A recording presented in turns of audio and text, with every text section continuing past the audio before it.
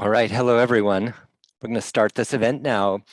Welcome to today's report from the Commission into the Future of the Sydney CBD. I'm Gabriel Metcalf, CEO of the Committee for Sydney, and I want to begin by acknowledging the Gadigal of the Eora Nation and pay my respects to the elders, past, present, and emerging.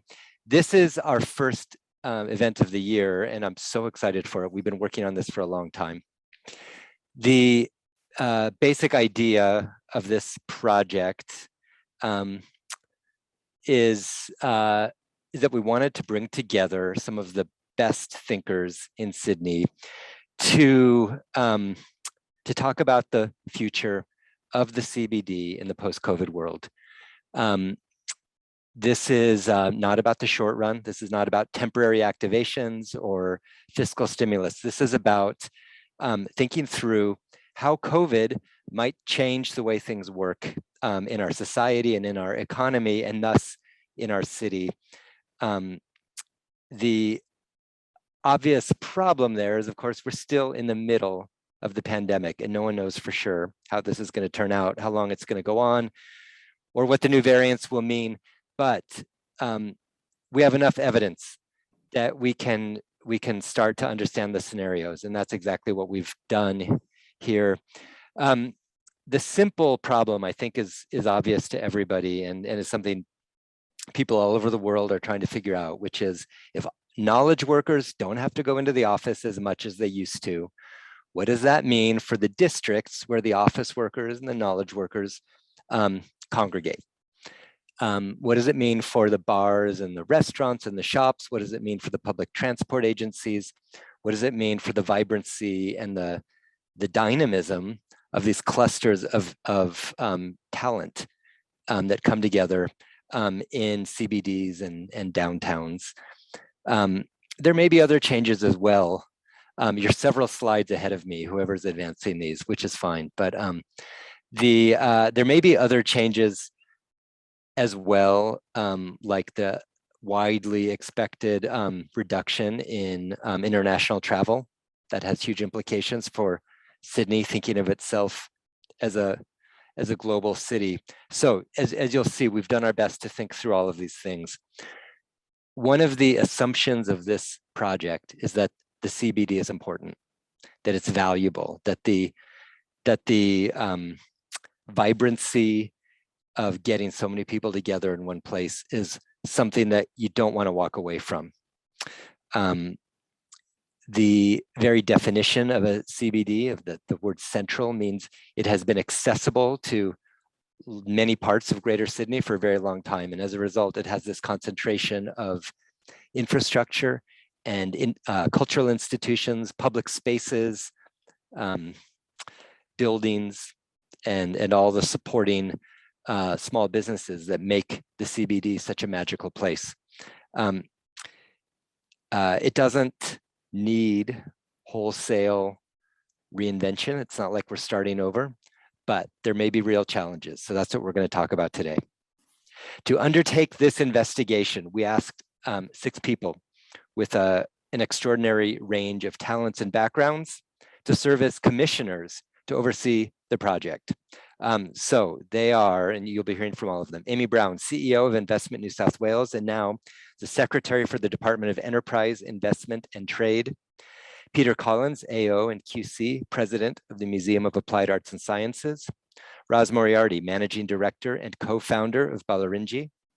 David Thodey, AO, Chair of Zero, among many of his other hats, including being a board member of the Committee for Sydney. Ninotschka Titchkosky, CEO of BVN, one of the largest architecture firms in Australia. And Tim Williams, Director of Publicani, and of course, previous CEO of the committee. So you can see we had quite a brain trust. This commission met for a year. It undertook the investigation by asking experts from many different parts of the community to come talk with us about what they saw as the key challenges and opportunities. This has been a joint venture of Arup and the committee, and I want to thank a few key people at Arup. First of all, Dave Harding, who was my co-chair, and you'll hear from him next. He's been a friend of the committees for a long time at Arup, and that is now continuing in his new role as Executive Director for Policy and Advocacy at Business New South Wales. And Dave was really the instigator of this project. I want to give special mention to Amy Clark, Malcolm Smith, Chris Mercer, and Richard Sharp at Arup for their contributions to the report, and to Gabriel McGowan for his continued sponsorship after he became the business lead for New South Wales and ACT. And most of all, I want to thank Billy Grace Dunk, who served as the clerk of the commission and really did the vast majority of the work to pull all the pieces together and turn this into a report. Okay, next slide. The objectives of the report were simply to understand the challenges and opportunities facing the CBD, to identify the forces of change that are challenging it and will shape the future, and to develop recommendations for the long-term future of the CBD. Next slide. The opportunities here are many. Sydney starts with a very strong base, one of the most successful CBDs in the world. But we think that more layers need to be added, which really means more reasons for more different kinds of people to be there. And so you'll hear a lot about this as we go through the 47 different recommendations. The way the rest of this event will work is first we will bring on Minister Ayres, then co-chair of the project, Dave Harding, will present an overview of the findings, and then we'll hear from each of the commissioners who will talk about sections of the report. So I'm going to now introduce the minister. Stuart Ayres is known to many of you, has been a close friend of the committees. He was elected to the New South Wales Parliament in 2010 from the seat of Penrith. Since his election, he has held various portfolios, including Minister for Fair Trading, Minister for Police and Emergency Services, Minister for Trade, Minister for Jobs, Minister for Tourism and Major Events, and Minister for West Connects. In December of last year, he was appointed as Minister for Enterprise, Investment and Trade, as well as Minister for Tourism and Sport and Minister for Western Sydney. So just extraordinary, the breadth of the portfolios here. We are very honored, Minister, that you've taken time to kick this event off. Over to you. Okay, well, Gabriel, you can't see it, but I am talking to you from the far south coast of New South Wales, and welcome to what is a classic COVID scenario, this wonderful opportunity to talk about the Sydney CBD. Thank you for your warm introduction. I do want to acknowledge all of the commissioners that have played a role in the development of this report. We are extending the breadth of my portfolios to the far extremities of the state. But such is my commitment to the Committee for Sydney. I've wanted to make sure that we got this opportunity to talk to everyone today to launch this report. There's no doubt that we have found ourselves at a particular juncture in history that is challenging the existence of CBDs. So the first thing I want to say about the Sydney CBD is I fundamentally believe in its future. I think this report outlines many different recommendations that operators, businesses, governments, residents and visitors can all be a part of. And I think the big challenge that we have to step up to when it comes to the future of the Sydney CBD is to recognise that it's owned by all of New South Wales, and I would argue all of Australia and indeed the world. Sydney CBD has to be relevant for people from Penrith, just as it's relevant for people from George Street or Surrey Hills or Pyrmont, and it absolutely has to be a place that people from Brisbane, Melbourne, Perth, when you're allowed out, Darwin, can come and do business, can come and participate as visitors, and it needs to be the marker, in fact, the shining light from Australia out across the rest of the world. Now, there's no doubt that we've, as a government, attempted to keep the CBD moving as well as we can in challenging times. The concept of things like Dine and Discover vouchers, al fresco task forces, the way we've supported and challenged existing rules and regulations to allow us to do things that seemed unacceptable 2 years ago, have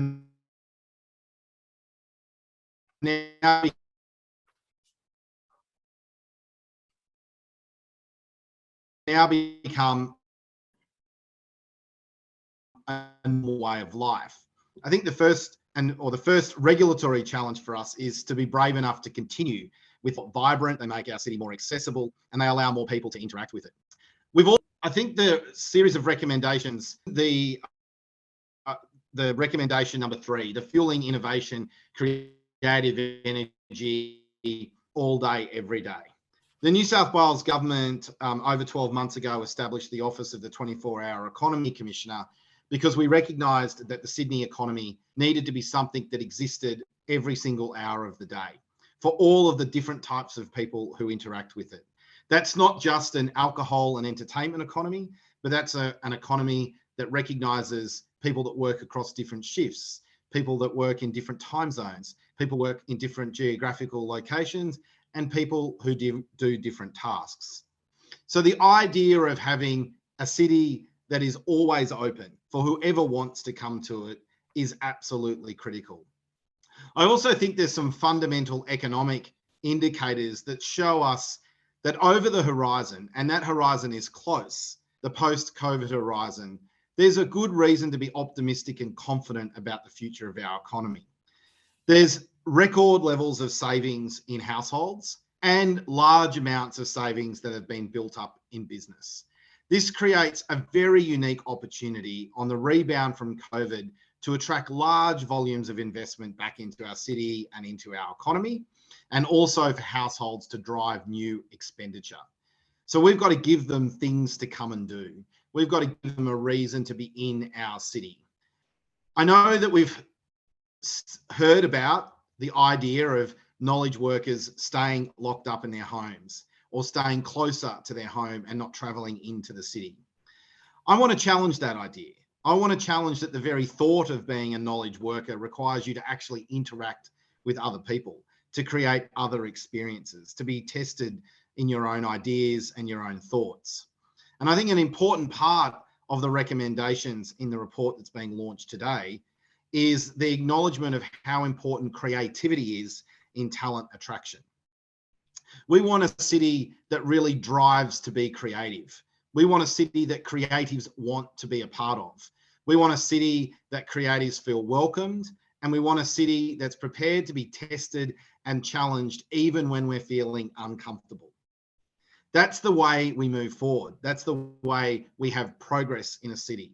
We shouldn't shy away from difficult discussions about planning laws, design, the built environment, what art looks like, sounds like, feels like, tastes like, because those are the things that are going to continue to drive Sydney as a dynamic, progressive city into the next century.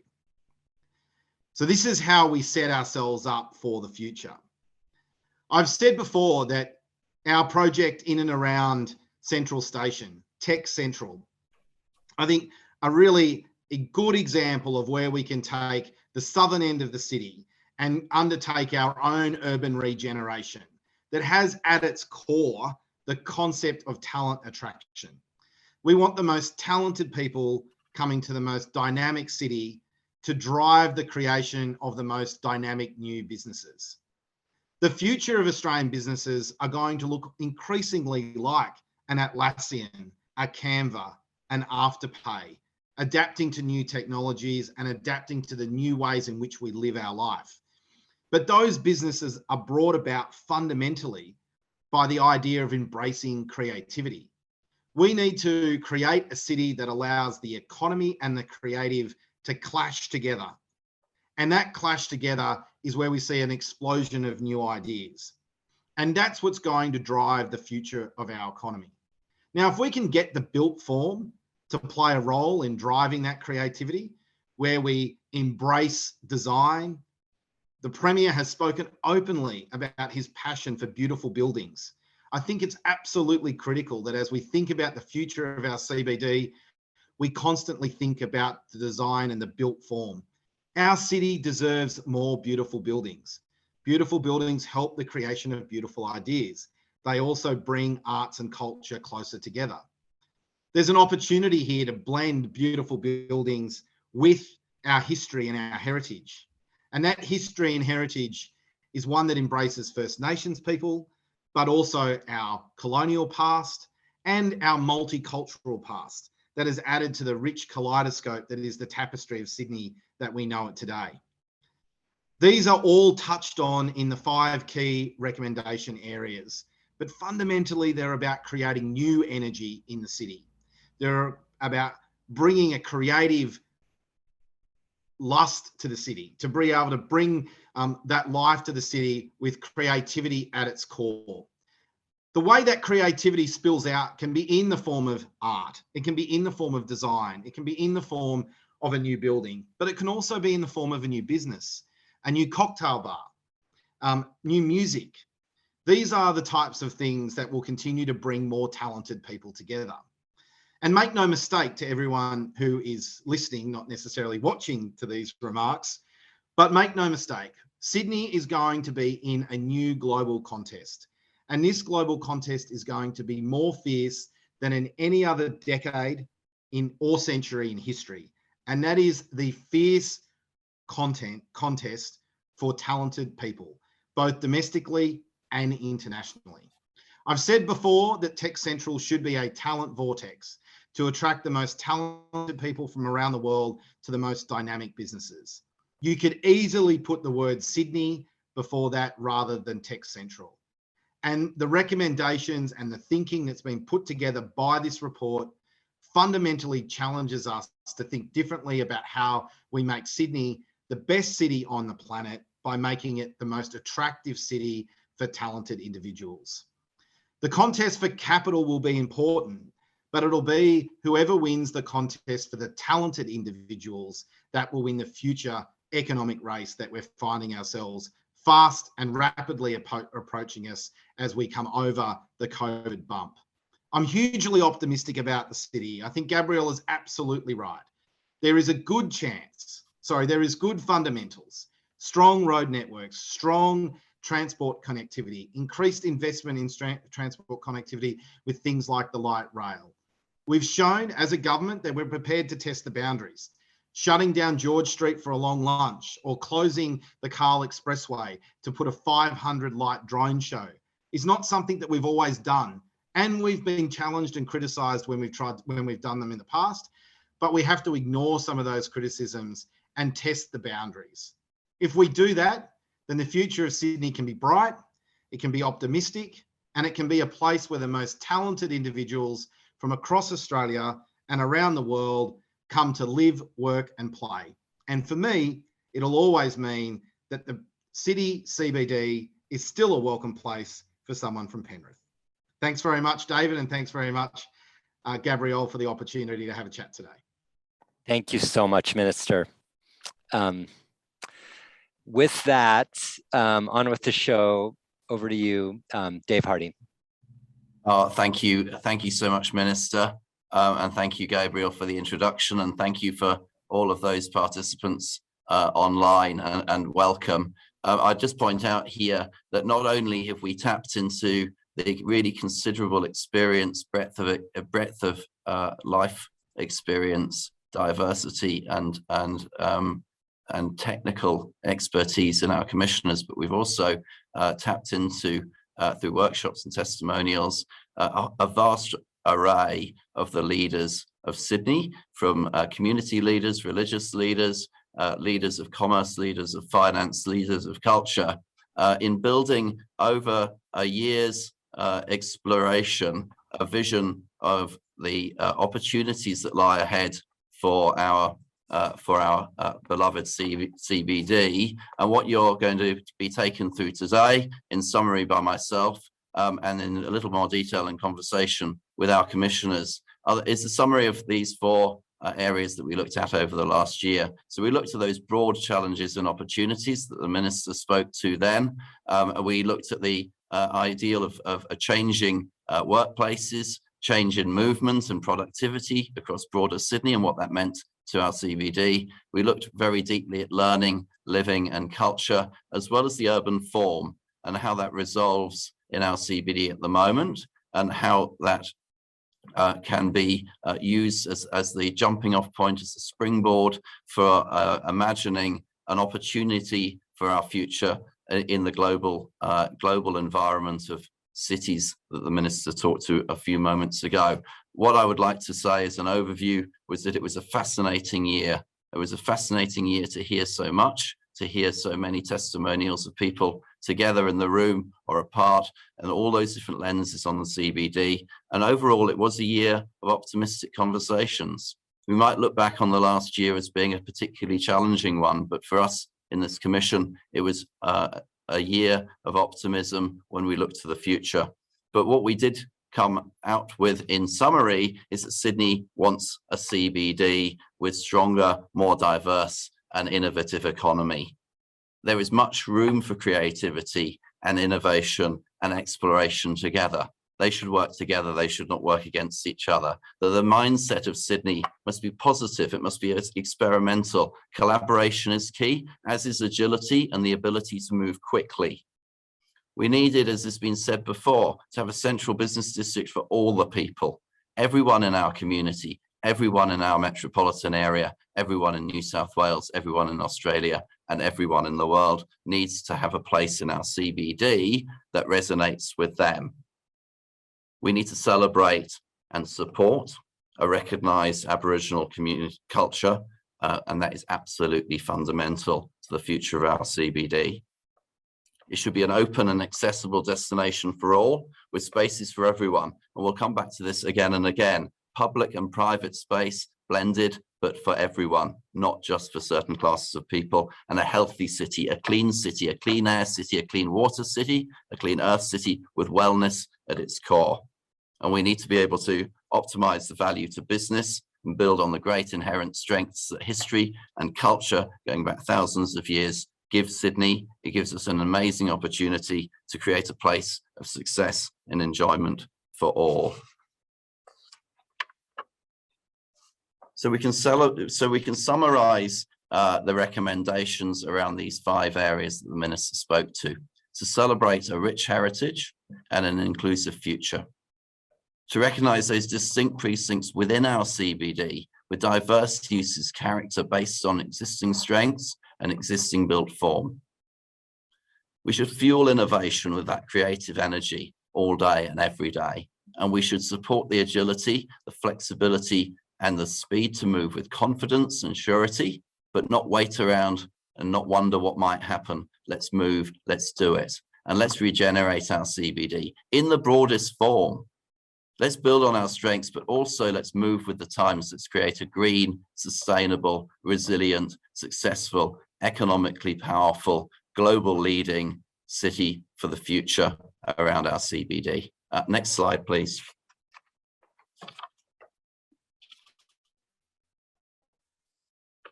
So when we looked at the heritage and the inclusive future, and we'll come back and talk about this more with Ros Moriarty in future, but we wanted to really strengthen that massive local identity of Sydney, telling and retelling Sydney's great story of the past, but build on that as Sydney as a beacon of modern leadership, of global influence, with great heritage and an unrivaled destiny. Build from the past, but look to the future. We need to not only transition to a circular, green, resilient economy, but we need to actively share the history of the past and bring them together in Sydney. We're in a perfect place to do that. We have wonderful history that we need to tell. We need to tell our visitors and our residents around the connection to country and encourage them to listen and learn and engage through great campaigns to enable that deeper knowledge. Again, I say we'll come back and talk to that with Ros a little bit later, but we need to have that opportunity for all people to have a say in the future of Sydney, but that should be coloured, informed and guided by a deeper knowledge of the past. More specifically around those key actions that you can see in front of you there, we feel that an open door CBD group reframing the Sydney brand identity and driving Sydney's global reputation to a place much further than the image merely of the Opera House or merely of the Harbour Bridge or merely of Bondi, to that great diversity of history, that great diversity of talent. The city that has 150 different nationalities of new Australians living within it in peace and wonderful economic prosperity, and we can build on that. But again, building from the past as well. So we recommend that we review Sydney's annual benchmarking report and set very specific targets for a reimagined CBD in line with metrics of success. But at the same time, we should embed Aboriginal language, art and storytelling into streets, buildings and public realm across Sydney's CBD. Next slide, please.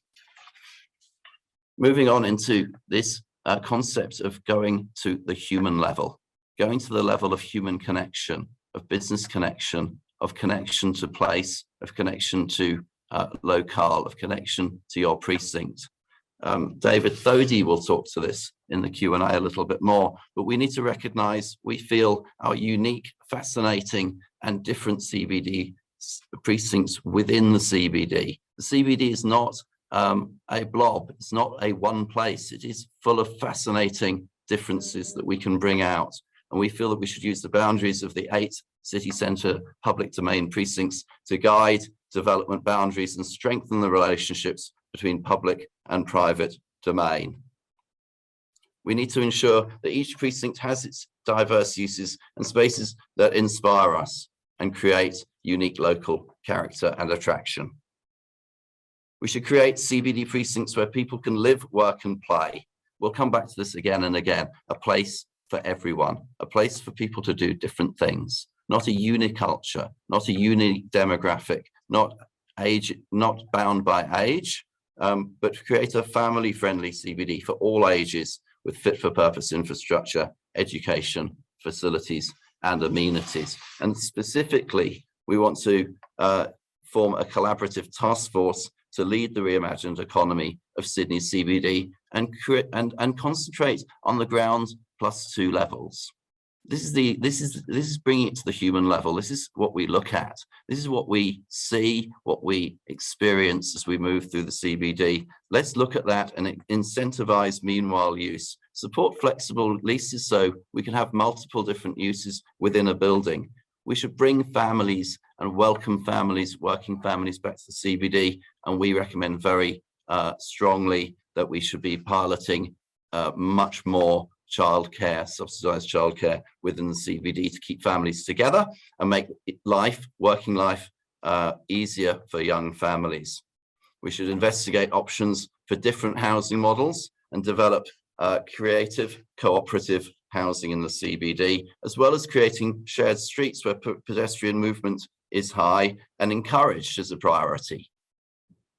Pedestrian movement needs to be prioritized above other forms of movement for the CBD to flourish within its geographical constraints and opportunities. And we need to embed more schools, TAFE and university campuses within the CBD, and look also at the tie-up there with perhaps underutilized hotel accommodation in the future.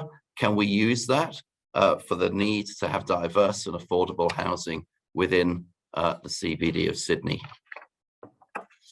Next slide, please.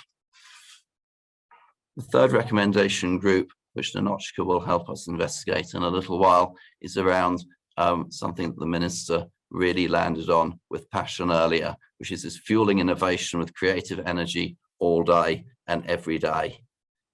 We think that there is an inherent link between creativity and economic success. We don't think we can have one without the other, and we think we should further support artists and creative industries within the CBD, providing practical, fit-for-purpose, affordable spaces and creative infrastructure for everyone to engage with and create in. And create a CBD that is alive in its buildings, between the buildings and in the shared public spaces, not merely a monotone commercial area, but a place full of colour, full of energy, full of creativity, and known around the world as a creative and a commercial powerhouse. They're not mutually exclusive. We think very much the opposite. And we need to show the world now that Sydney CBD is global, it's alive, and it is open all day and every day for everyone. The key specific actions to create a permanent food and drinks market in the CBD, something which other cities around the world have used with great success to regenerate and bring different types of demographics and people to enjoy the central business district. We don't have one at the moment, but similarly, we need to look to the future and leverage off the connectivity that digital brings us. We need to have creative infrastructure throughout the CBD to allow plug and play of creatives. This is to allow us to move the entertainment around the CBD and not constrain it to one place.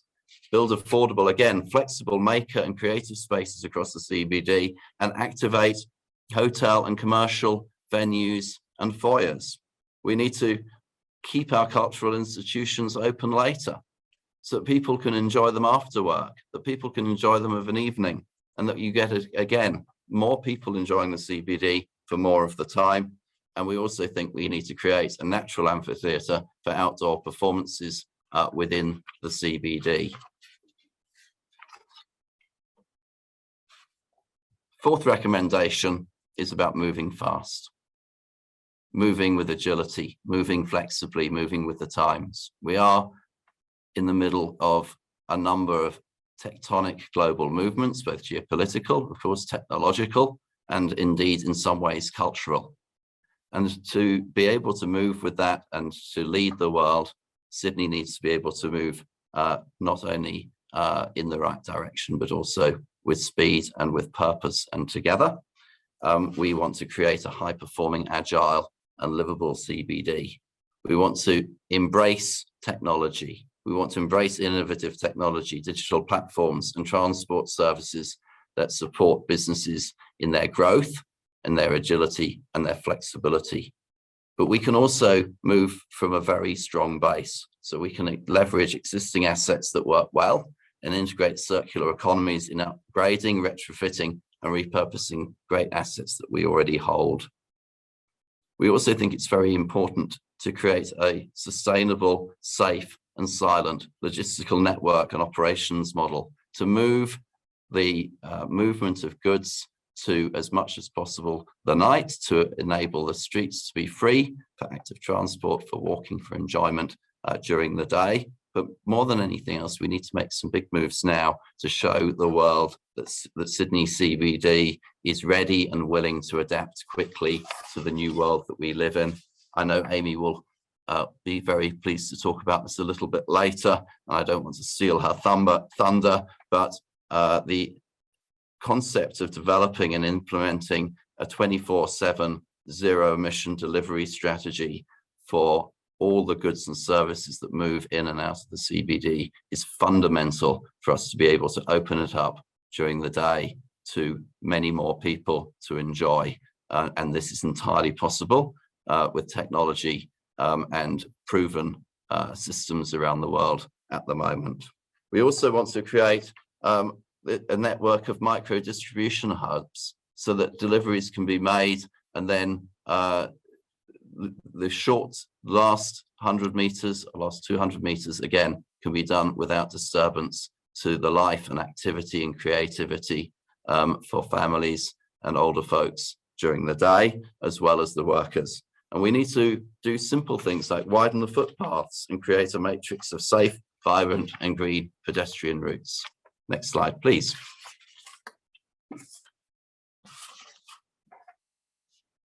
Regenerating the CBD, well, maybe that's what we're doing. Maybe that's what we're recommending in total. But here we're thinking around a modern and sustainable CBD that underpins and highlights its commercial value and relevance, but also leads the world in a clean air, a sustainable approach to the future that puts Sydney apart and in front of other major cities around the world to attract investment, to attract innovation, and to attract, quite frankly, the kind of people that we want to come to Sydney and become Sydney-siders and invest in our city. And specifically, we want to reduce private travel and increase public transport even more than it is at the moment. We want to recognise the value of our existing assets, and rather than knock down and rebuild, focus on adaptive reuse and repurposing in a sustainable and circular way and lead the world in there. And we want to amplify the remarkable natural beauty of our CBD environment. We are blessed, and we can amplify that and bring biodiversity and natural resources back into balance. Next slide, please. Back to where we started this conversation, by embracing and embedding First Nations circular principles into the development and precinct planning. We need to look to where we are.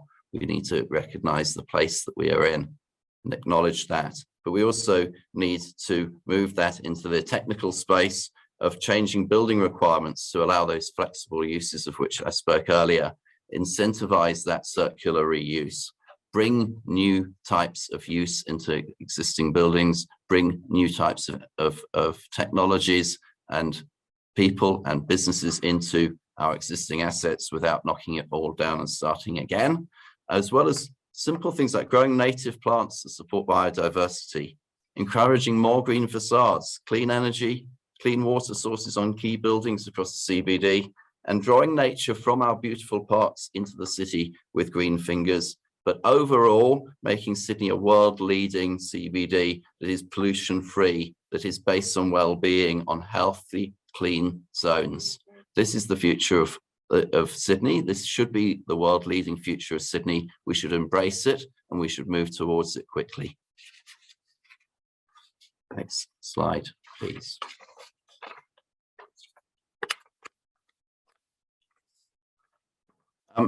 At this point, I'd like to ask the commissioners to go off silent so that when we can hear from them rather than from me.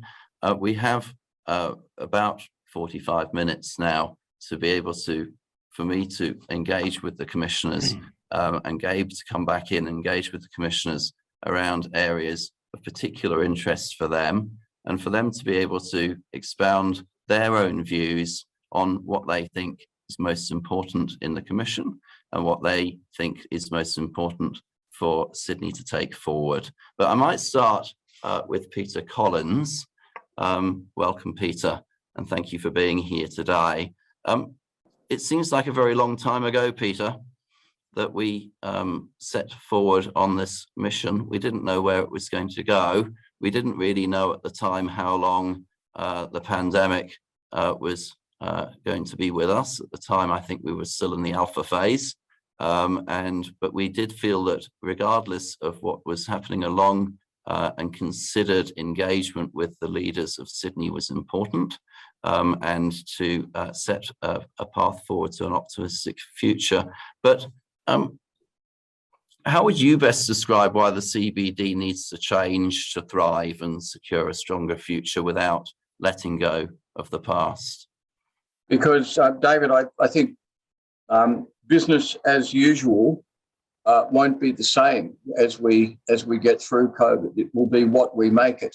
And as we emerge from the bunker that COVID has been globally, those with a plan, those with a strategy, those with the funding to put it in place and the determination to put it in place will win. Those who simply come out and think, oh, phew, that's over, thank goodness we're done now, I think will be left behind. And so this plan at this time is absolutely critical. And it's just before we started today, we were musing over the fact that you've just had a ministerial reshuffle. You've just had a new cluster formed, which puts together art, sport, tourism, all of those things. I think administratively, we have never been in a better position. It's almost as if serendipitously this has happened. You've got a government which is cashed up, got the budget. You've got administratively the best arrangements I think the state's ever had in terms of this cluster. And now we've got a plan. So I think we need to look at the plan, discuss it and roll it out. Would anyone else like to add a word there? Amy, do you have a comment around this moment in history when we can really make the most of what we've got in hand? Yeah, of course, Dave. So, I mean, we were, again, before we kind of came on for the session, we were all saying, oh, you know, we were trying to hurry up and get the report out because it's so timely that, you know, the big kind of shift or reset or rethink that we've had as a result of COVID, we didn't want to miss the moment. Little did we know that, you know, the effects of COVID have continued even longer than we perhaps naively thought they would. So our rethink and our moment to you know, reset ourselves has continued on. But for me, and a lot of this goes to what Peter was just saying, it's trying to work around the CBD's economic strength, of course, is so important. It fuels our entire economy, it fuels our entire state and indeed our nation. But so much of that strength is actually intertwined with the livability and the attractiveness and the inclusivity of the city. And so one thing I love that this report has done is it considers all of those elements together, because one can't exist without the other. And then we've gone into what are some of those enabling factors or the kind of backstage that we need our city to have in order for those things to be possible. Yeah, thanks, Amy. And Tim, I think you want to add a comment, and I don't doubt it's on the fundamental importance of a CBD. Well, it's also of course, and we'll talk about it, but it's also about the fact that the exercise we've been through together, timely as I think it is actually, has been a tremendous exercise in public-private community collaboration, cross-sector. We've met lots of people. We've talked across various silos, and I have to say to you that when we discuss the international dimension, sometimes in the past we might have been critical of the governance gaps in Sydney, but actually in this era, what we've seen is great alignment between, you know, everybody in Sydney kind of agreeing with the importance and the passion for the city. You look at some of the other cities that we're in competition with, and I'm not as content as I might have been about the London national government scenario and some other international cities. So I think this whole business of the collaboration that we are seeing and the shared passion for the future of Sydney is really going to play us, you know, whatever the detail, that's such an important sort of energy of the kind of thing Stuart was talking about. Well, perhaps this commission is also, and the testimonials that we've had have almost been a microcosm of that, because we've seen such consistent passion between private players, community players, government players here, all looking forward with this enormous optimism, not burying the challenges, but looking forward with optimism. And perhaps back to you, Peter, you know, a year in, what would you take away from all of those conversations and testimonial sessions as the most important messages? What resonates most with you? David, the energy level. I mean, when I think we all embarked on this, we were hopeful, and then COVID intervened. But the energy level, the enthusiasm, the confidence, the creativity of the people who gave us their ideas. You can argue we just scratched the surface, but there is so much there. How can we not win if there is such enthusiasm out there? So I think this is a plan with an audience which is ready and waiting.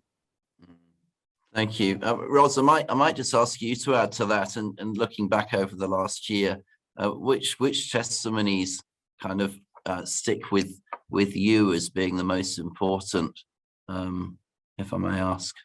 Probably a little biased, Dave, in that to me, the arts has the capacity to fuel so many new solutions in a CBD that is as magnificent and is the asset that Sydney is. I notice one of our participants has sent a message in talking about, you know, you need creativity and you need that to be accessible to everybody, just not the few who can afford it. So I think, to me, the breadth of testimonials we had, the calibre of people presenting to us who know their fields so well, and, you know, the generosity I think that people showed during this commission to really go beyond an exercise in planning and strategy, if you like, but really to think deeply. I think that the level of thinking around this commission will augur well for where this report now goes. Yeah, we do have a question there on that note around a plug and play city. Do I have any volunteers who'd like to kind of talk a little bit more to that? I mean, the idea is that you have an infrastructure embedded in the city to enable culture. Ninotschka, can I throw that one to you? Sure, Dave. I think what we really need to do is establish a platform that enables creativity and innovation and the arts to thrive without always being big expenditure. You know, we know that Sydney has typically liked to do things big, and big is great, but there's also got to be a place for the small and things to bubble up. And, you know, we can't think about sort of incubating new business if we don't think about cheap space and we don't think about ways that people can access, you know, into that market in an affordable way. So thinking about infrastructure that supports the arts is about developing and nurturing the major institutions, but it's also about just enabling laneways to be able to pick up kind of art projects at any moment, enabling people to get permits more easily, taking away some of the sort of large-scale mentality and opening up a little bit more to sort of an experimental mindset and a faster mindset in the way we can allow things to happen in the city. Yeah, and I think at a purely technical level, there was an opportunity to have acoustic and lighting facility as well as other things to enable pop-up entertainment, pop-up arts and culture to be facilitated as almost like a living museum across the city, combined with perhaps a living music venue. Peter, I just add something around the plug and play concept, because the recommendation that I was kind of in charge of looking at talks a lot about that. So it might be a good chance for me to refer to it. So one of the things that really I started to develop through this commission and through meeting with my co-commissioners, who are fantastic people, the city almost felt like it was a living thing to me. And by living thing, it kind of needs to be responsive to kind of know and understand its citizens and the way we want to live and work and play and move around. And in order to be responsive, our city really needs to be enabled, and it does need to be a kind of city of data, as I think of it. And so the concept of plug and play to me means that there's some level of service layer or enabling layer or backstage even, you can tell that I grew up in performing arts, that needs to be planned for and built in at the beginning, at the same time as you do your transport infrastructure, your buildings, your public realm and what have you. And so that's things like sensors that tell us how people move around, the air quality, the heat, 5G wireless networks to connect all the devices generating the information, public Wi-Fi, so people are enabled and productive. And that sort of enablement needs to be seen the same as a utility, you know, such as water or power, and provisioning for that future digital connectivity and so on. And also looking at things like assets such as street poles and bus stops and advertising as this connected street furniture. This is where the whole Internet of Things concept comes in, and making sure that government is really playing a role in terms of what's the ownership and management structure, and how do we make sure it's all set up in a really no regrets way, so that it's not, you know, popping up in a way that's ugly or out of place, or that we have to retrofit later and kind of it doesn't quite work. So a lot of that for me is that digital layer of enablement, and that's how plug and play works in the kind of smart cities world that I've been looking at of late. Wonderful. Thank you, Amy. Peter, we've often talked about Sydney as the city that might start the world in a figurative way with our fireworks on the Opera House on New Year's Eve, or the beginning of New Year's Day. But how do we ignite a global vision of a rebranding of Sydney, a recasting of Sydney as not just a harbour bridge, not just an opera house, but something far more valuable? How do we go about that? David, this is something that the Commission did spend some time discussing. So in terms of global perception, if not cartography, Sydney is where each new year begins. So wherever you are in the world, you will see the new year celebrated in Sydney. You'll see it in Times Square. You'll see it in London, a couple of other places. But we are on the global countdown. That gives us global reach. I think to follow through on that, and by the way, it happens on the greatest stage Australia has, which is Sydney Harbour. The greatest stage we have anywhere in Australia is Sydney Harbour, and that's been used in a number of ways. And I think we haven't fully exploited that. But where we need to go with this is, I think, to think carefully about a national and global advertising campaign, an international advertising campaign to attract tourists back as they emerge from the COVID bunker, and to claim our place, and very proudly, and I think the numbers will come. But if we don't do it, someone else will. Yeah, and we have such a remarkable head start, don't we? David, Thodey, I know you've got some views on this, and how do we recast the whole nature of the way that people think about Sydney and its depth of value in the world? Yeah, thanks, David. Look, I want to come back to where you and Peter started. I really want to stress, I was amazed at the alignment of all the people who spoke to us. And I think we have this unique time in history because it is an imperative, this change. It's not optional. And the question is, what do we do with it? And, it's so easy to find, areas that are not right. We don't invest enough in this and we don't do that. But the truth is that this future lies in our hands to really do something with it. Just like Peter was saying, we need to promote Sydney. We need to create this rich, multi-function environment that attracts people, that is diverse and culturally rich, that is not just around business transactions, because we have so much more to offer. The harbour, and we're blessed with so much. And the recommendation that I was going to talk to was around these precincts and districts. Now, they in themselves are not the answer, but it's this translation from this sort of single-dimensional city around business to this rich, multifunctional arts and entertainment, retail. What I'm doing, involved in the innovation tech precincts, cultural richness that is no longer just on some day or when we got visitors, but it's rich and deeply seated within who we are as a people, as a joint new Australians. That's what we're about. And I think that's what we've got to aspire to, and stop the criticism and lean into creating something new, because I think that's the incredible opportunity. I've been amazed, the innovation and tech precinct around Central Station.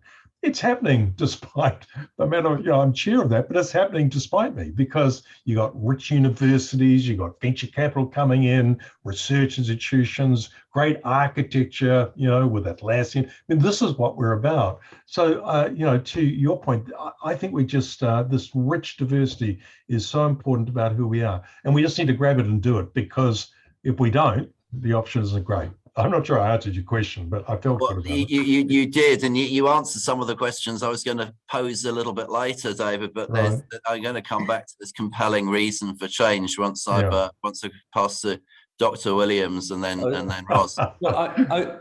Williams. I wanted to respond to David as well. Actually, I think that there's obviously going to is underway already a kind of economic renewal of the CBD, like lots of them internationally, but we're ahead of the game in many respects. And we've also got a very good scenario for the future about investment and talent coming here that I think we underestimate. It's always difficult territory about the league table of health outcomes, but we've done very, very well by international standing. Whatever our current concerns, we've done amazingly well. And certainly by comparison, even with one council area in London, we have done, amazingly well for a city of 5 million. But more positively, looking back to history, a couple of examples I like, So when we had the 1918 pandemic, there was a movement of people from New York and Chicago to LA and Miami because they were seeking a more livable climate that was less prone to pandemic, and we are absolutely going to be the beneficiaries of a global search for quality and livability, and they will come to Sydney. So I think the backdrop, whatever the economic transition, that is a very, very positive story. On the economic transition, which is already underway, Ninotschka will tell you, I mean, lots of tremendous renewals going on, adaptive reuses already within offices, reinventing themselves for hybrid working, changing their purpose. This is already underway.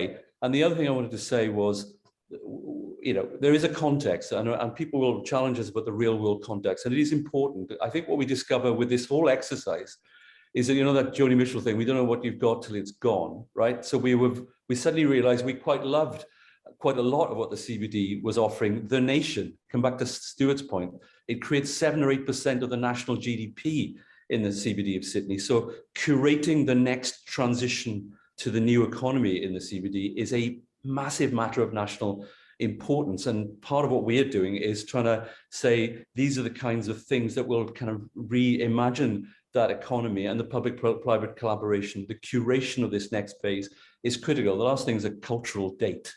I think we forget sometimes that, Sydney Opera House, we must never take it for granted, because it is, as Les Murray wrote about this, the poet, that it was the moment that he called it the theatre of the century went up, that it was Sydneysiders realized that they weren't a far-flung outpost of a declining empire, but a global city, right? And it gave them a massive confidence. Next year, this is the run-in to the 50th anniversary of the opening of the Opera House.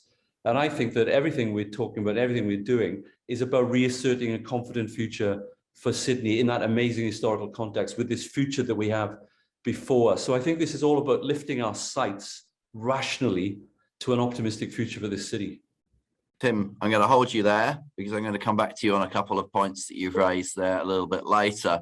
But Ros, you worked so hard on recommendation 1 around a rich heritage being the foundation for an inclusive future.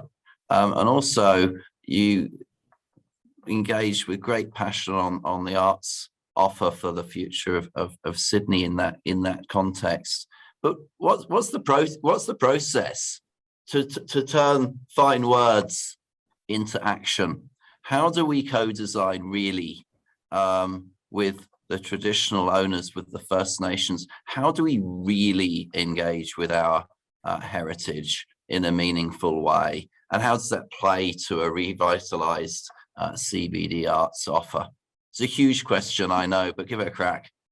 Just before I answer you, Dave, I was just going to pick up quickly on both David and Tim. David's point about this isn't optional, and Tim's point about we need to curate this opportunity. I guess they do play into my answer on what you really wanted me to talk about, in that I think the value of this exercise over 12 months and the value of the report is that it is a structure. It's not just around, this would be a great thing to do, and it's not just about philosophy of the city, but it does have a series of pretty weighty, well thought out, well informed recommendations, which are all tagged to actions which might be around financial or policy. And I think in the arts in general, and particularly in regards to embedding the response around the Aboriginal community, this is really important. And just in general in the arts for a moment, when we spoke to some of our testimonial providers in the arts, so people like Lisa Havilah, for instance, from the Powerhouse, Carrie Glasscock from Sydney Fringe, Simon Kenway, conductor, and Annette Madden, Australia Council, they talked about this need. And I guess we can't gloss over the fact that there is a lot to do. So if we want the arts to really fuel creativity, and there's no doubt that it will, there's no mystery that early years philosophy is moving towards EQ and the natural world and the arts. Society is beginning to get it at that basic level. So we need to plug in where we are now to allowing that to happen. So, fit for purpose spaces, giving artists a reason to stay in Sydney and not move away, not go to the regions, not go to other states.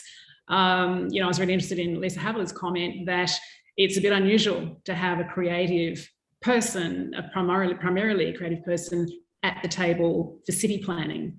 And so I think we do have a structure to keep bringing the community, the creative community, back into this process, and it's critical that we do.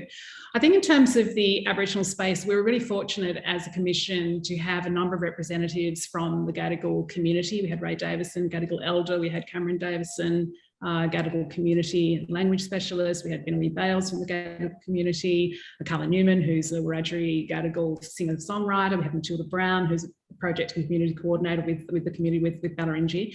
We had, I think, a very informed cross-sectional group to talk to us about your question, which is, how do we really embed process to, for Sydney to change this situation. So Sydney, like every other Australian city, the Aboriginal narrative is largely invisible.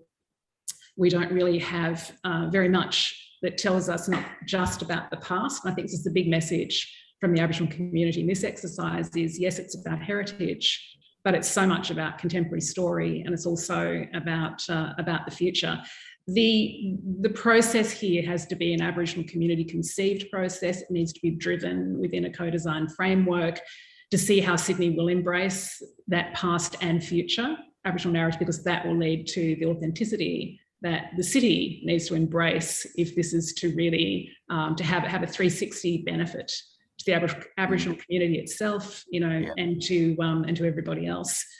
We've talked a little bit in this report about having an Aboriginal custodian identified framework. What that really means is that the community itself would be deeply involved in the design of that framework, so that we do have this structure for a Sydney CBD Aboriginal strategy, an Aboriginal-led cultural incubator, looking at embedding Aboriginal art, language and storytelling across the CBD. I think the big point here that some of the feedback in progress came back to us on the report is that we really need to integrate with stakeholders who already have impact. This is not starting at zero. This is really about plugging into the foundations that have been laid by the Gadigal and the locally connected Aboriginal community itself, by City of Sydney, Aboriginal and Torres Strait Islander panel, by our universities, our cultural institutions. We can then be part of this integrated holistic story in co-design. The Connecting with Country Government Architect policy is a major new policy that really gives us a front-end frame for the co-design process. We talked a bit about language mapping, embedding that in Sydney's brand and events. Aboriginal people, as we were told by the workshop, and those of us who are involved professionally in this area of activity, there's a deep and interconnected relationship with the physical and spiritual elements of country, which absolutely inform city making. And if you look at the traditional Indigenous protocol of collective obligations to care for country in proximity to adjacent cultural boundaries, we're talking about agglomeration. If we look at urban thinking shaped by country as a cultural driver, that's biophilic design. So these are ancient ways of thinking and being that are informing a very sophisticated and contemporary response by today's Sydney Aboriginal community, and really they're the body for us to facilitate, to drive this connection and development. Thanks, Ros, and brilliant answer and very detailed. I think it's an overview, and other commissioners may wish to jump in here, that we felt that we were standing on the shoulders of giants in a lot of this commission interaction, and indeed the report, not seeking to drive an entirely new direction against great work that was going on already. And those of you who've got into the report will see that we reference hundreds of other initiatives from local government, state government, federal government, community and the like in our report, because we felt that, to Ros's point, we were not here to reinvent or to overstep brilliant work that was going on, whether it be within the First Nations and Aboriginal community, or whether it be more broadly in levels of government and community, industry and commerce that were doing great things. Anyway, that was a little bit of me wrapping that up into there. But on the subject of a revitalized CBD with arts and creative energy at its core, I might go to Ninotschka. Ninotschka, and the energy of creative energy that the CBD will generate in the future doesn't run against the commercial benefits of a CBD that Tim Williams just spoke about, does it? And you know, what excites you about a CBD that has all of this going on in it at once? Well, I think what's really exciting at the moment is we've got the sort of coming together of what makes really strong economic sense with also what kind of can enrich everyone's lives. And we were very particular about this recommendation in that we called it to fuel innovation with creativity all day, every day. And that was quite specific because too often, you know, creativity is talked about kind of on the sidelines of what's important. And, you know, part of the great thing about where we are in the world today is that we can actually bring creativity and innovation into the centre of the playing field, really. And if we think about innovation as a contact sport, you know, the CBD is the perfect playing field for that. And I think Minister Ayres put it really well in that, you know, it's an explosion of future ideas. So, you know, we see the value of innovation and creativity every day in the world economy. You know, you can see it in the stock exchange and the NASDAQ and everything. And so really for us, this is about connecting creativity and the knowledge economies, not seeing them as two separate things, and but understanding that they're actually much more intimately connected and need to be intimately connected if we're going to have a successful future for Sydney, and one that, you know, is really standing up on the world stage. And you know, we know, for example, in London that every pound spent in the UK has at least 2 times the benefit to the economy. Yeah. So I'm sure that everyone who is sitting both in business and in the sort of creative space is actually probably quite buoyed by this conversation, because I think it genuinely is quite a significant shift in the way that we typically talk about the arts, creativity, innovation, and the way those things collide and the value of those things. Yeah, I noticed some of the comments coming through are on that note. You know, what's preventing us to invest more in arts and culture? Well, I think that there should be no barrier for this, on the basis that, as you say, from a not only from a wider economic benefit, but from a very accountancy point of view, or from an economist's point of view, the benefits are proven and can be proven over and over again. But Ninotschka, what are the challenges? I see Tim's got his hand up, so you best get in there quickly. What are the challenges that you see moving forward? I mean, how do we persuade people that creativity, energy, culture are as important as anything else, and hand in glove? And then, you know, what are the challenges to just get this moving? Well, I think there's a couple of things that will help catalyse it and will help us address the challenges. At the moment, key challenges are that the city is too expensive for creative talent to bubble up. It's also just too difficult to get things to happen in a more experimental and kind of an exciting way.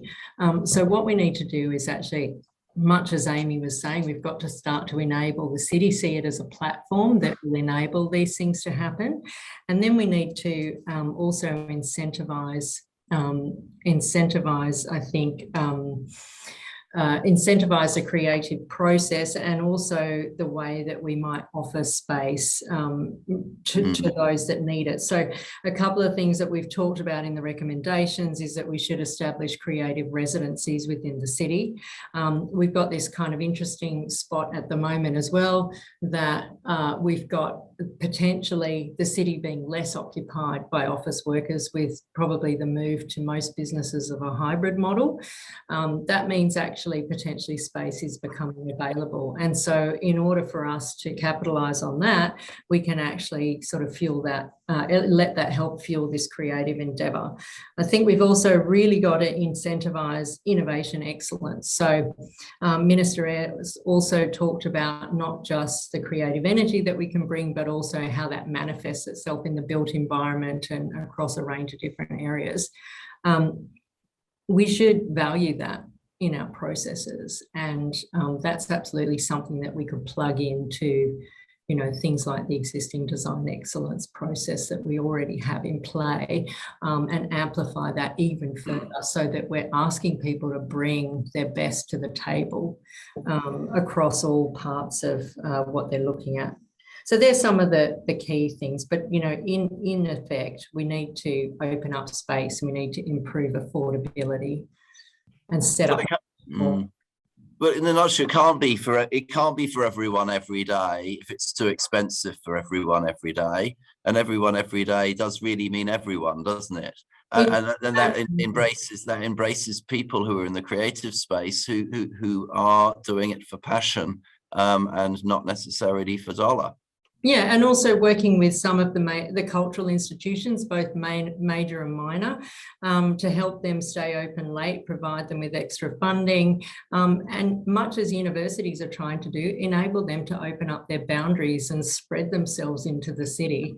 It would be super exciting, I think, if we can do that and just democratise the arts and culture.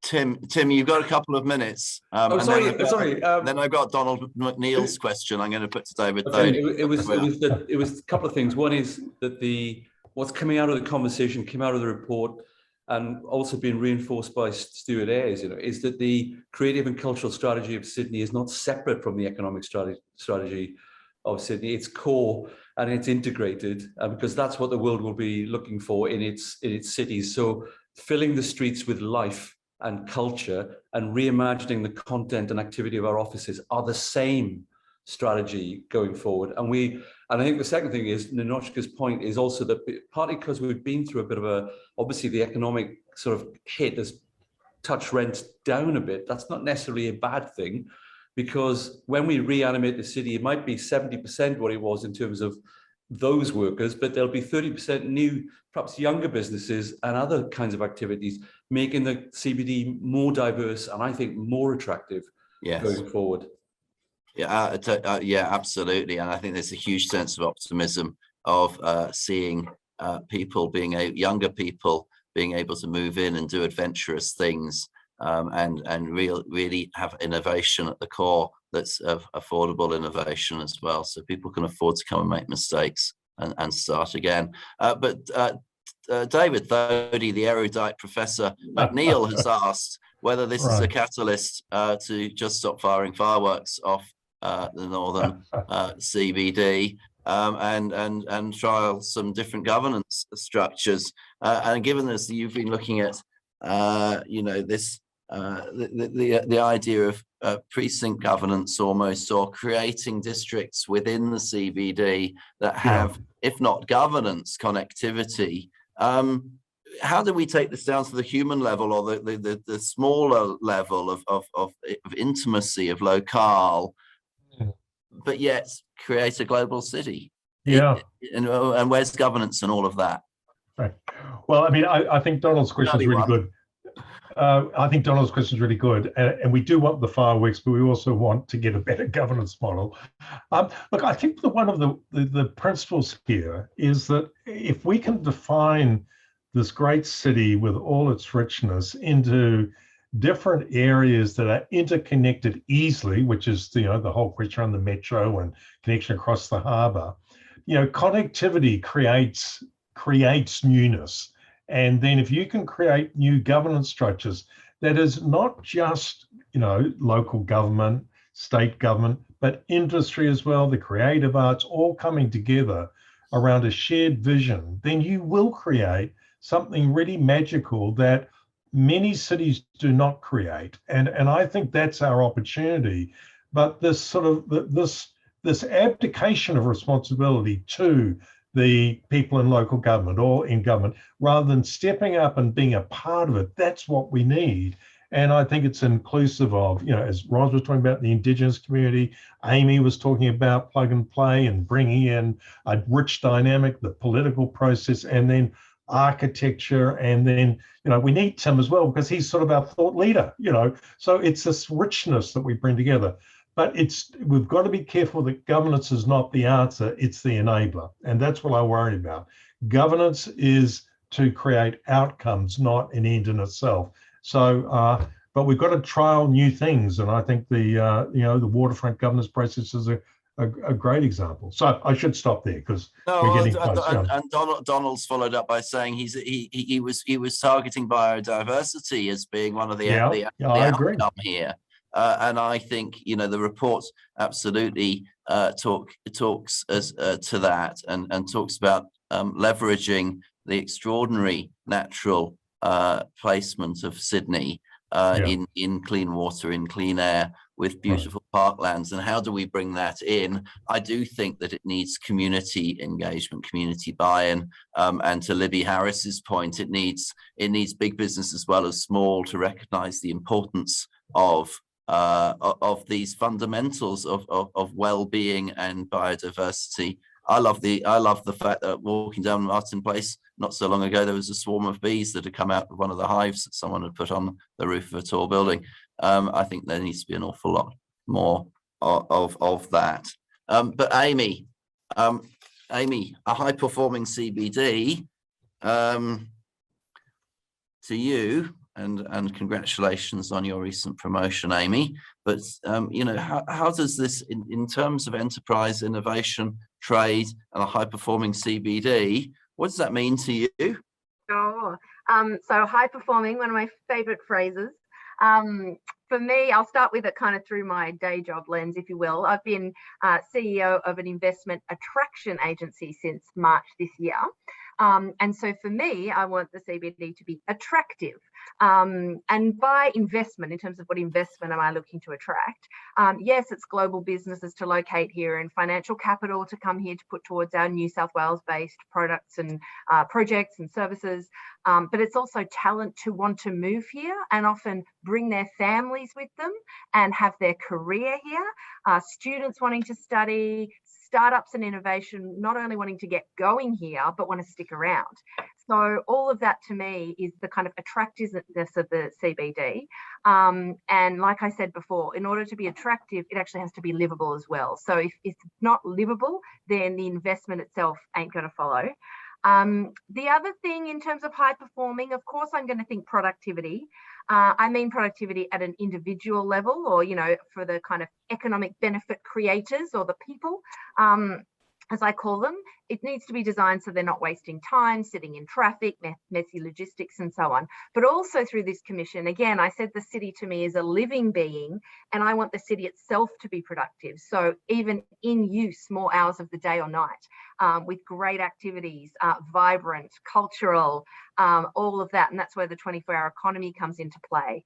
Again, I want the city to be responsive. That's the city of data stuff I was talking about before.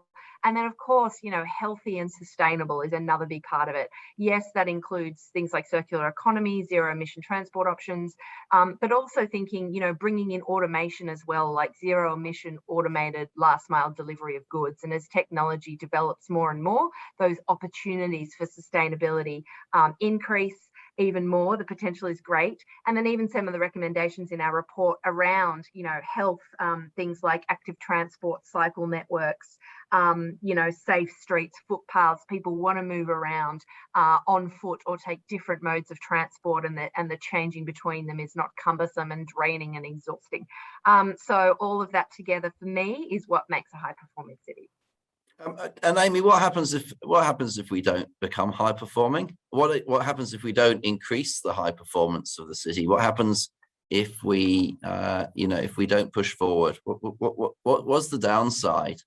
Oh, the downside's enormous. I mean, it goes without saying that there's a huge kind of economic benefit that's at stake. And by economic benefit, I mean the kind of benefit that comes that then flows into the quality of life for our people. So that's ultimately what a stronger economy is about. It's not a stronger economy for its own sake.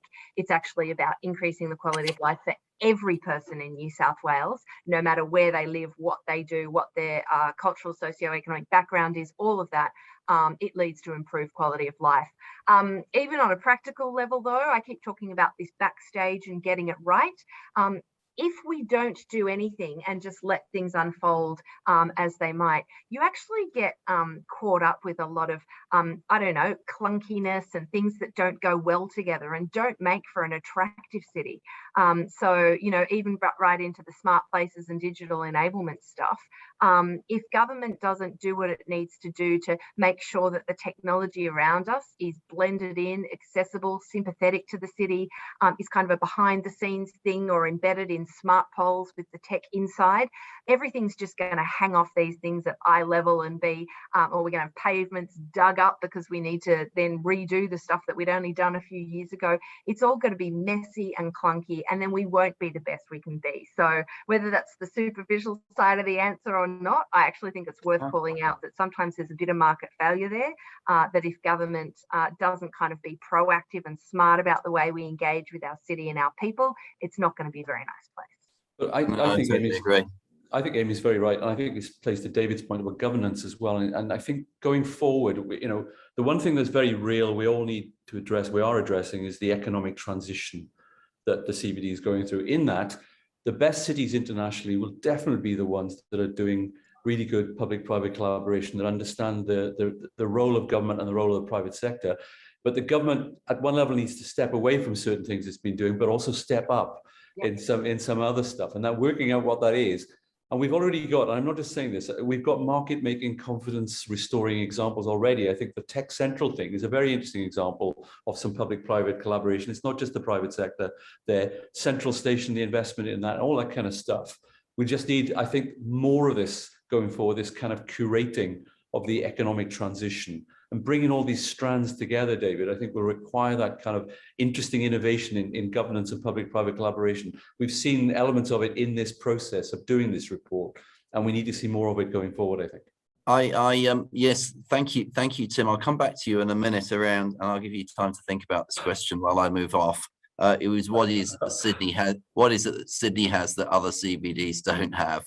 But I'll come back to you, and I'll answer a question in passing that's come through, which is, are we taking note of the work that DPI are doing around precincts like Wynyard and such like? Well, the answer is yes.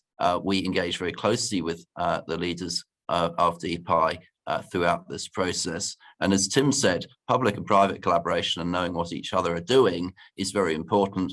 And if you get to the report, you'll see that we have highlighted an awful lot of work that's going on already, because we feel it's very important for people to know what each other are doing, as much as encouraging new stuff. Know what's going on already, and get involved and get aligned with that. But Ninotschka, you've got your hand up. I do. I just wanted to build on Amy's point about quality of life. I think, and your question, what does Sydney have that others don't have? I'm thinking that over the last couple of years, we've really been able to reflect on the quality of life that we want to have, being locked up with COVID and having to deal with the situation that's involved. And I think that what you would hope through a report like this and enacting something like this is that actually what Sydney will have that others won't have is quality of life, and not just quality of life for a few, but quality of life for the many, and less inequality, and that the city becomes much more values-based rather than just economically driven. And if we can do that, we think that will in turn provide success. And that's a pretty big mindset shift from traditionally what the CBD thinks about. Thank you, Ninotschka. Ros, you've got a few seconds. Just a few seconds, yeah. I'll just cover off. Yeah, I'll just pick up on Amy's point and also Ninotschka about a high-performance city. What's the parameter of what that is? And Ninotschka's point around a value shift, I was really going to make the point that I think it is a value shift. And in terms of, we say in the report that creative means an experienced CBD that embeds itself within the fabric of the city. And I think within the fabric, or embedding creativity in the DNA of the city, we're not necessarily the loudest voices are going to come from the cultural and creative and artistic community. So I think it behoves us as planners to listen carefully and find those things. And perhaps we need to think about two more points on our bottom line, besides economic, social, environmental, I think we really need to have cultural and spiritual to ensure that this exercise is values-led and we do truly have a high-performance city for everyone. Thank you, Ros. I completely agree. Now, Tim, you've had time to ponder, but you know, what is it in one short Welsh sentence that Sydney has that other CBDs don't have? A future. Wow, and a commission. So I think it's that, Dave. I think it's others are really struggling more than we know, and all the elements of success that we've been talking about. And I would just add a couple. I think that notion that urban design and urban regeneration people like me had over the last few years, that livability really is core to economic success, is much truer than we knew it was. And livability really means something. And I think that whole city based on values, a city based on health and well-being as pretty core, a city more driven by spatial and other equality issues, all that stuff, all that integration of culture and economic activity in a natural environment that can't be beaten at this time will attract investment and talent. And the last bit of the equation, I think, is sophistication of governments. And we're seeing very unideological government, which is very welcome and very interesting and very good. But also, I have to say, quite a sophisticated business community that when they came and presented to us, I think we were all struck by how calm they were in the face of this great storm, but they were still thinking through the moves, understanding how they might have to redesign this and think through that. And I think for me, it was enormously interesting that I thought we had a good coming together of something that will be very powerful going forward. Is this a community that is up for it, and a public-private sort of form of collaboration that I think is one of the best in business. Thanks, Tim. On that note, David, Thodey, and then last words to Amy, I think. What next? Where do we go? What do we need to do next, David and Amy? Well, let me go first, then I will throw to Amy because I think she'll have a really unique insight. Look, I think what's most important is that you do need a coordinating body, and unfortunately or fortunately, that is the role of government. And but it's a coordinating group to bring us together to create something unique and wonderful.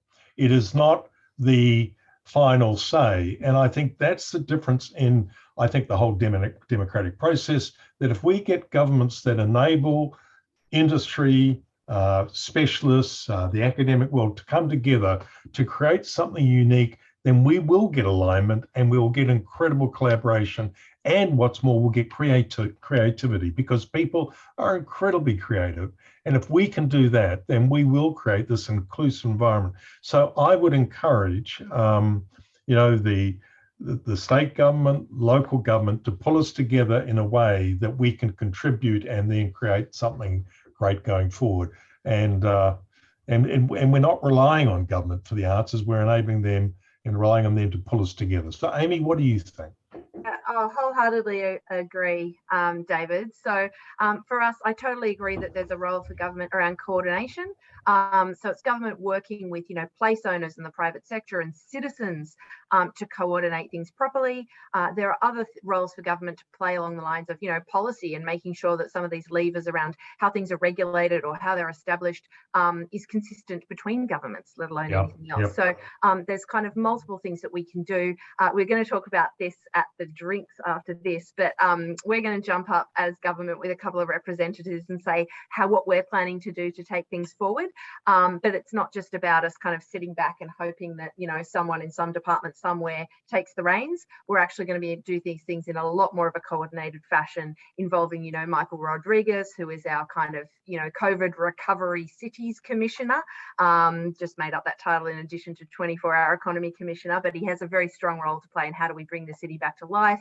And Eamon Waterford Street, Chief Strategy Officer for the Department of Enterprise, Investment and Trade. They're going to be doing a bit of stuff around how do we make this real. And again, we can't do it by ourselves. So it's all about us working with all the different parts and all the different people and communities to make it happen. Wow. Thank you, David. Thank you, Amy.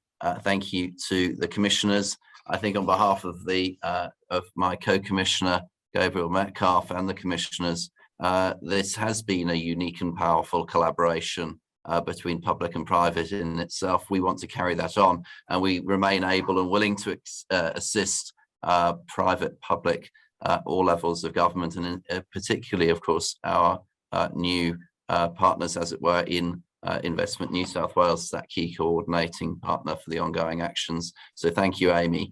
Thank you to the commissioners, and thank you also for all of you who've joined today. We're slightly over time, but it's been a wonderful conversation, and thank you again for joining us and listening in and continuing with us on the exciting journey ahead for the future of the CBD of Sydney, for the whole of Sydney, for the whole of New South Wales, and indeed for the whole of Australia.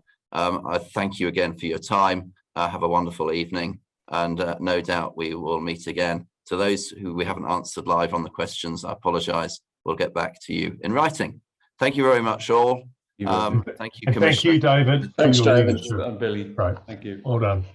Well done. Thank you.